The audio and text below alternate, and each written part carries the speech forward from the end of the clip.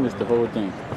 Rich and poor, free and bond, to receive a mark in their right hand or in their forehead. So in this particular sense, he wants you to actually, how do you, if Christianity, well, Salakia, if the mark of the beast is an ideology or something in your mind that you have to believe in, how does a white man know that you truly believe in it? That's my question. Yeah. Because you can lie. By your activities.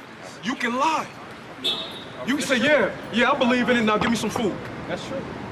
So what does he require? He wants... Once again, I didn't say it was just an ideology or authority. It is a chip. Okay. It is a chip. That's the mark. But you can take it out. Just like I can lie about my philosophy. Bro, and if you take it out, what happens? You die. Just like if you don't worship. Listen. Just like you're gonna die anyway. You're gonna die anyway. The scripture says that. But if you take it out, what's gonna happen? You won't be able to buy or sell because they won't be able to scan anything. Right. A physical chip.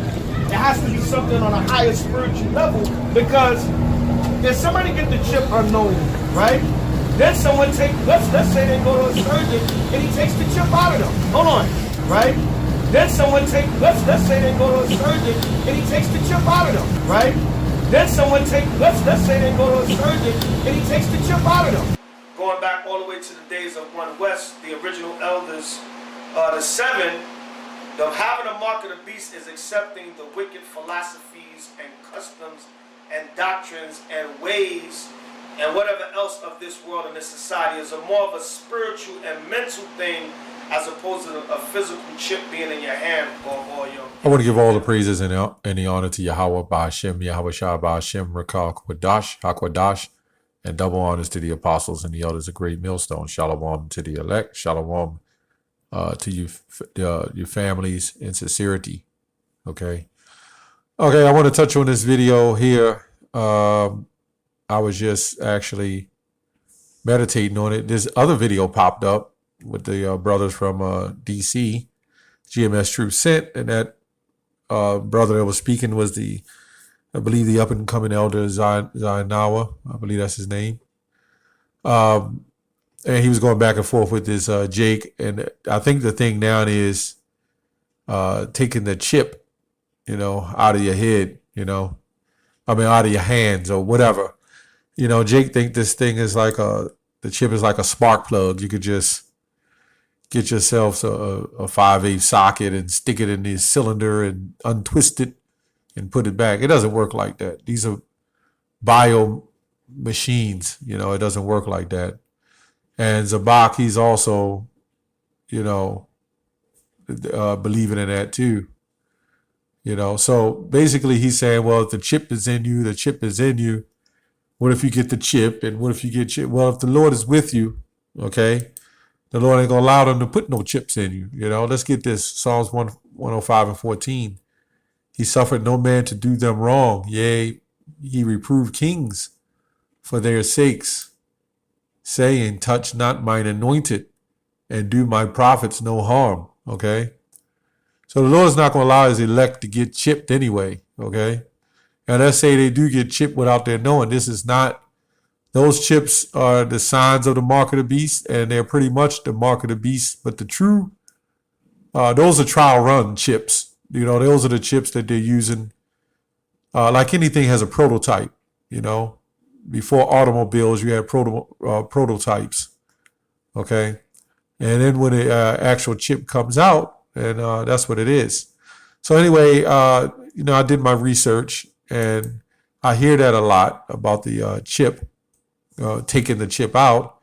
Well, when I did my research, I found that there's a reason why they put the chip where they locate it, okay? Where they put it in your right hand, they call that the dermis section. And when you see that red loop going around the hand, that's the artery. And they put the chip pretty much where they'll be implanting it. Right now, they're just testing it, planting it from here, there, and all different kind of places. But these chips will be planted near your lifeline, okay? And your brain as well, okay? Or in your retina, could be the eye, could be in the brain. They're going to make it cool. They're going to make it simple. So it's not going to be hard. So, Jake watched too much Manchurian Candidate and Total Recall. okay, where people just pop the chips out. That's television, okay? And like Zabak said, you'll try to get a surgeon. What would it benefit a surgeon to do that, okay? And he'll be risking losing his license, you know? If he's a surgeon of this world and he's for the system, it's not likely he on the side going to pop the chip out for you, okay? It's not likely that's going to happen. And let's say you find a surgeon that could. When they put these chips in you, they'll be so embedded in you, it'll be around so much skin tissue, you'll literally almost have to cut off your hand, okay?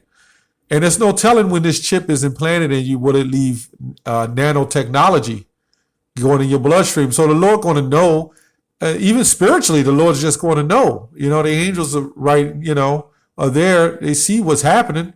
So it's not like there's going to be an excuse.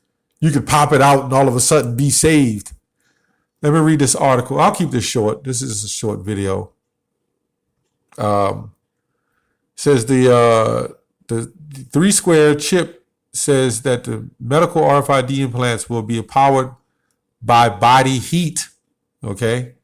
So they'll be powered by your body's heat.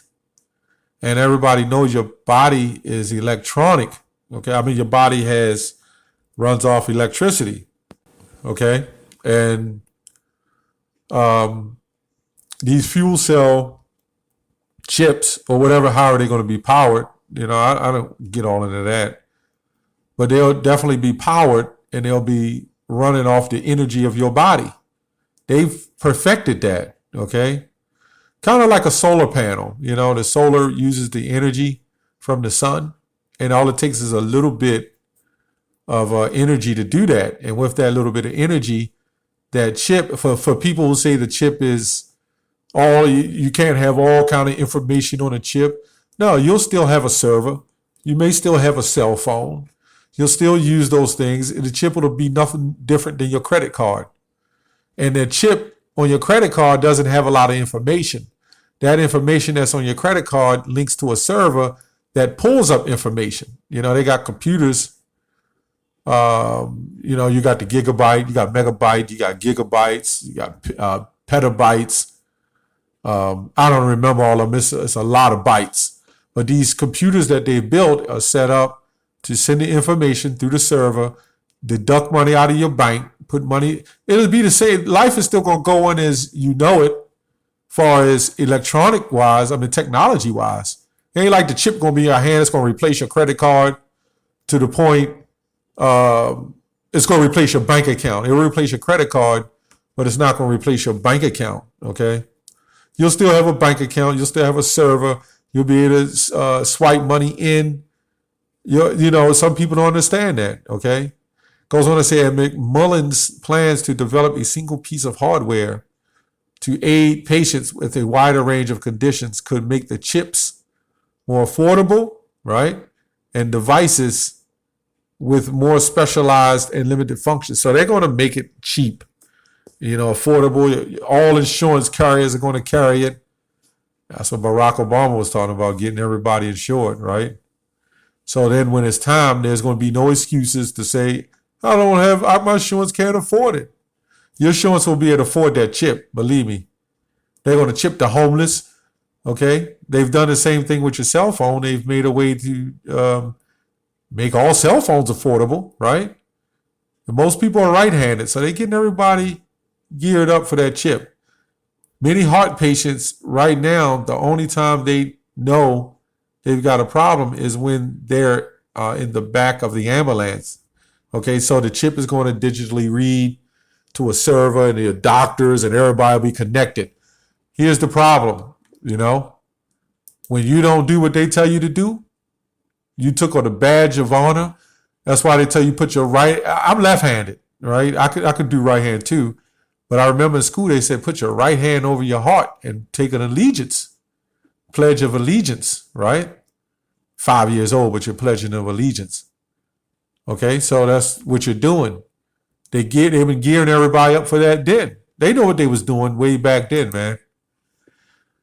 So, do you think you're going to be able to pop out your chip and just roll on with life? Let's read Galatians 6 and 7. Be not deceived. God is not mocked.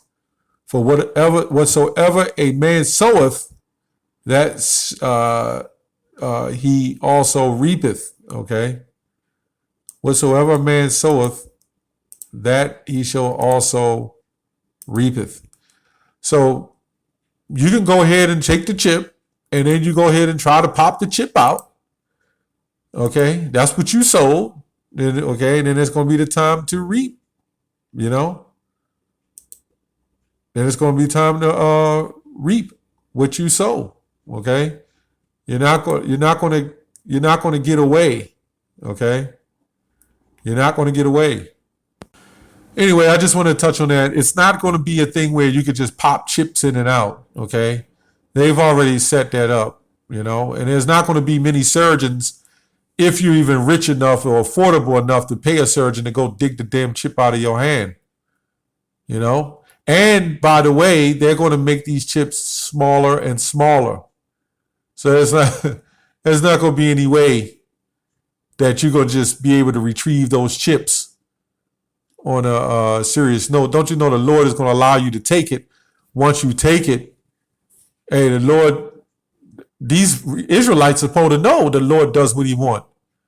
They're supposed to know that once something like that is done and put in you, that the Lord put the spirit on man not to take the thing out of you, okay? Anyway, I just wanted to touch on that. That's all I have on that. Shalom.